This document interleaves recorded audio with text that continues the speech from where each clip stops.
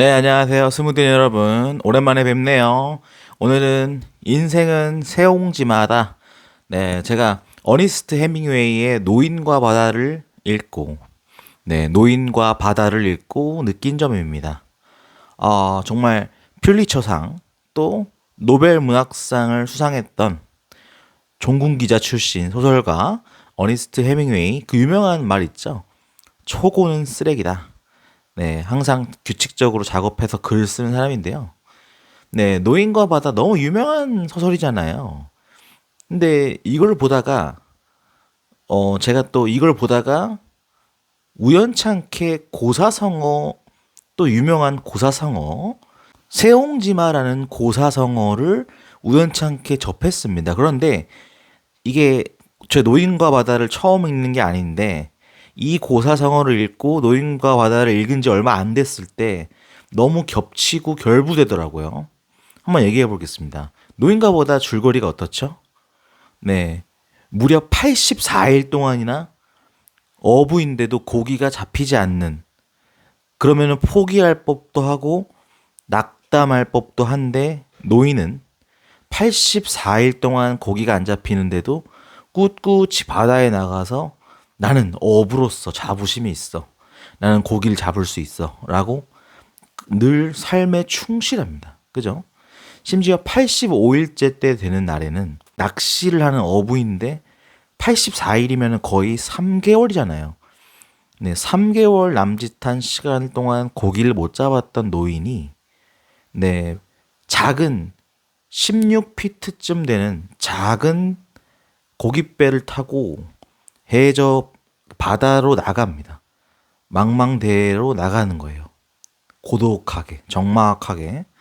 그런데 85일째 이제 너무 노인이 아내도 잃고 아내도 여의고 그다음에 정말 고독하잖아요. 물론 소설 초반부에는 아주 어린 소년과 잘 지내는 모습이 나오지만 고독한데 삶의 이유를 찾고 있는 것처럼 느껴졌어요. 낚시를 하는 것. 그 다음에 말하는 대사에서도 내가 힘이 약해진 노인이지만 낚시할 때 큰 고기 하나쯤 얼마든지 요령을 통해서 노련미를 통해서 숙련된 낚시 스킬을 통해서 잡아낼 수 있지. 막 이런 어떤 자부심이 드러나죠. 그런데 어떻게 돼요? 엄청나게 큰 대어, 정말 청새치를 만나게 됩니다. 낚시 낚싯줄이 갑자기 탁 끌어당겨요. 오히려 낚시를 하는 사람이 고기를 끌어당기는 게 아니라 자기가 끌려당겨져요. 어떻게 이러면서. 하지만 노인은 힘을 크 잡고 청새치와의 혈투를 벌입니다. 청새치는 낚싯줄이 걸렸어요.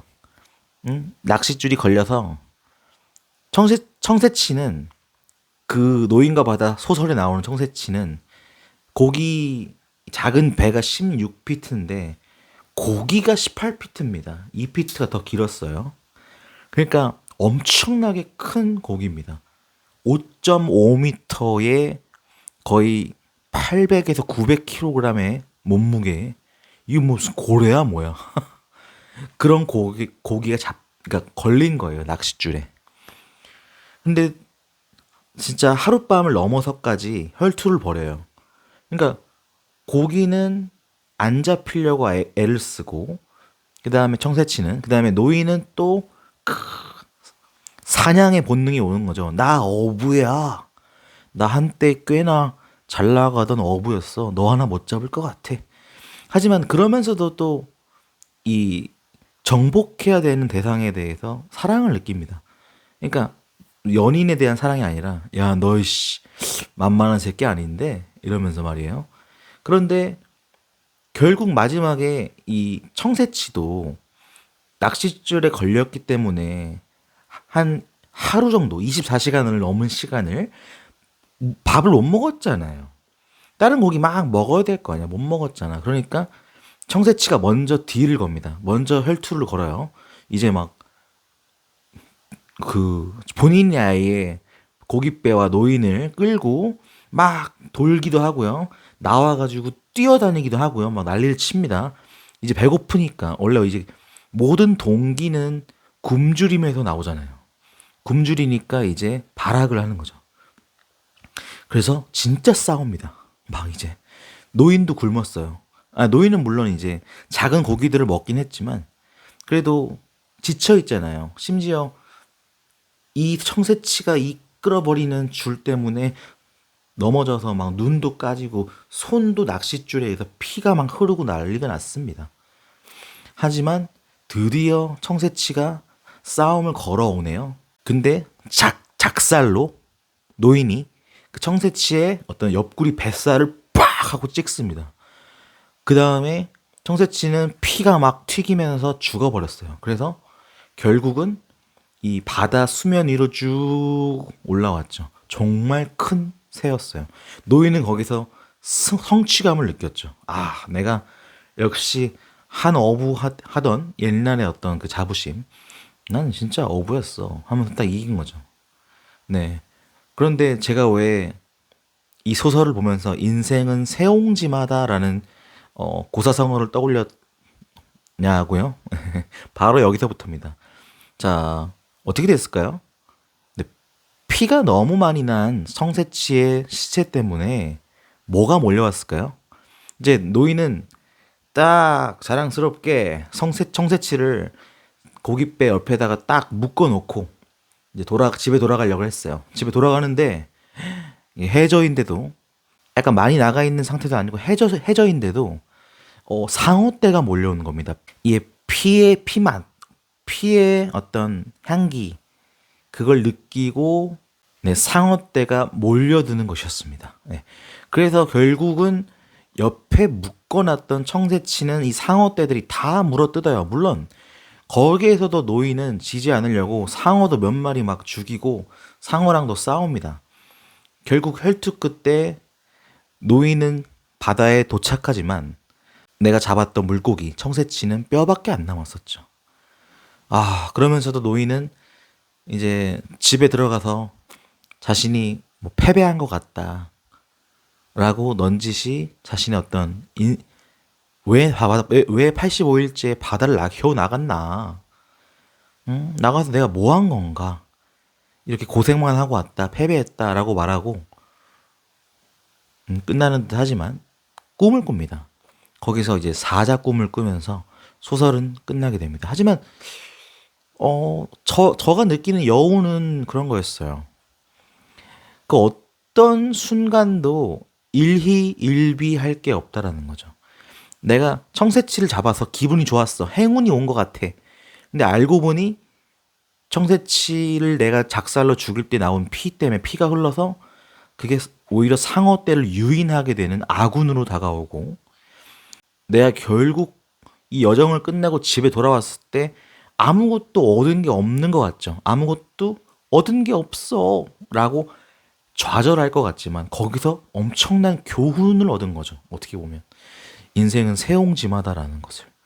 그러니까 우리가 행운이 온 것 같아요. 기분이 좋아요.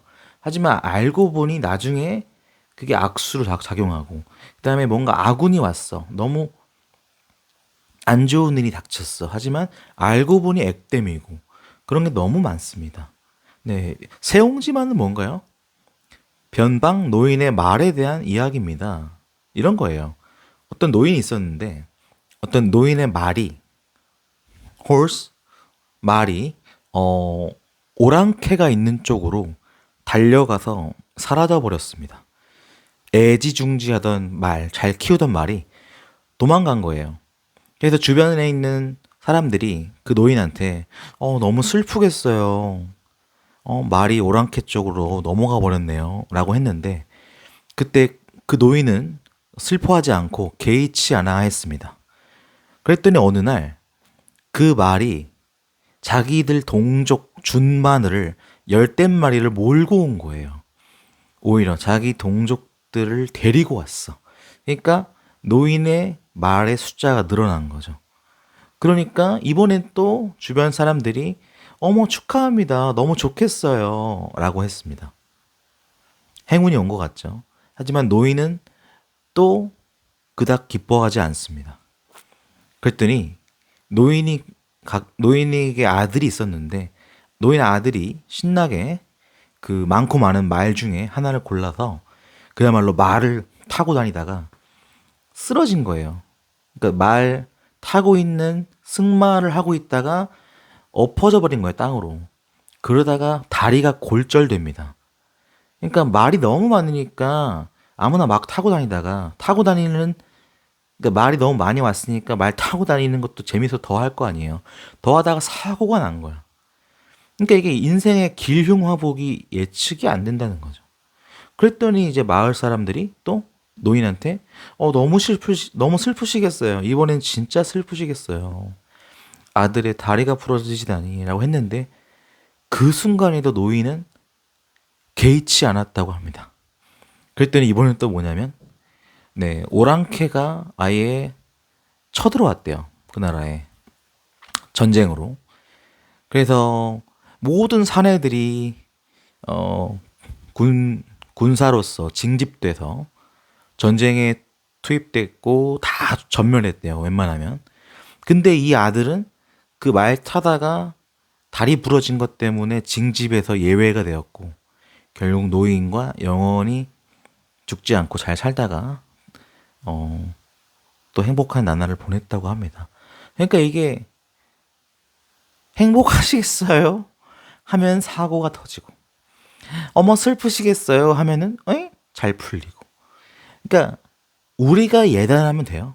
정말 아무것도 예단하면 안 됩니다. 노인과 바다도 청새치 잡았어. 하면은 상어떼가 오고 상어떼와의 혈투가 끝나서 좌절하면은 거기서 또 레슨 교훈이 쫙 오고 그런 거죠. 이게 인생인 거죠. 예. 저는 문학을 영화이든 소설이든 문학을 본다는 건 이런 거라고 생각을 해요.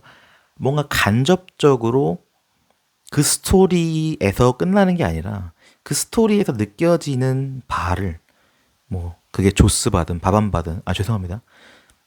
그 느껴지는 바를 나의 라이프에 적용하는 것. 그래서 나의 마음에 자양분을 공급하는 것. 이게 문학의 이유 아닐까요? 문학을 읽는 이유. 그래서 오늘 또 감화 받아서 이렇게 영상 한번 찍어봅니다.